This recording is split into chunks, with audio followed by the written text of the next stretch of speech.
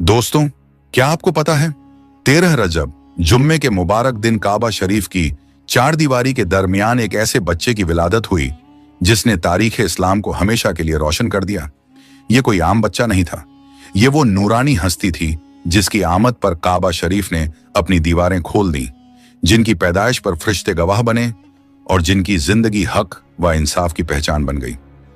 दोस्तों, आज हम बात करने जा रहे हैं शेर खुदा हजरत अली रजी अल्लाहु अन्हु की, उस अजीम शख्सियत की जो काबा शरीफ की आगोश में पैदा हुए, जो हमारे आका नबी करीम सल्लल्लाहु अलैहि वसल्लम की निगरानी में पले और जिन्होंने अपनी पूरी जिंदगी दीन इस्लाम के लिए वक्फ कर दी।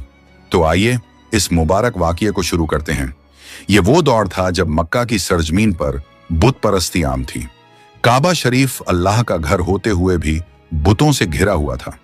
इसी मक्का में अबू तालिब और उनकी शरीक हयात फातिमा बिन्त असद एक सादा और शरीफ जिंदगी गुजार रहे थे।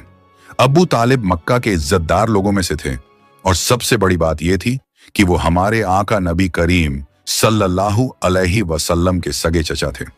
उस समय हजरत फातिमा रजी अल्लाहु अन्हा हमिला थीं। उनकी जिंदगी आसान नहीं थी, लेकिन इसके बावजूद उनके घर में सुकून था और अल्लाह पर पूरा भरोसा। फातिमा रजी अल्लाहु अन्हा नबी करीम सल्लल्लाहु अलैहि वसल्लम को अपने बेटे की तरह चाहती थीं। इसी वजह से उनकी जिंदगी अल्लाह के शुक्र और सब्र के साथ गुजर रही थी। रिवायतों में आता है कि 13 रजब के मुबारक दिन जब हजरत अली रजी अल्लाहु अन्हु की विलादत का वक्त करीब आया तो उनकी वालिदा फातिमा रजी अल्लाहु अन्हा काबा शरीफ के पास तशरीफ लाईं।